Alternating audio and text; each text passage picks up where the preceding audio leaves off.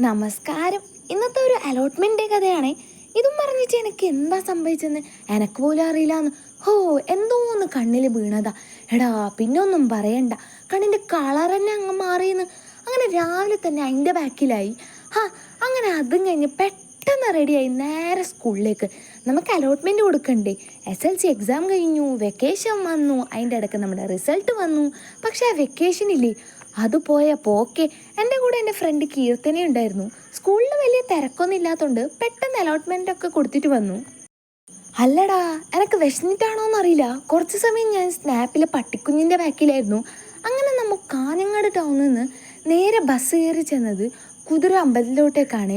ഇത് നമ്മുടെ പ്ലാനിലില്ലായിരുന്നു, പെട്ടെന്നാണ് പോവാമെന്ന് തീരുമാനിച്ചത്. അവിടെ നട്ടപ്പൊരു വെയിലത്ത് കുറച്ചധികം നടക്കേണ്ടി വന്നു. ഈ അമ്പലത്തിൻ്റെ 4 വശവും വെള്ളത്താൽ ചുറ്റപ്പെട്ടതാണ്. അതാണ് ഇവിടുത്തെ പ്രത്യേകതയും.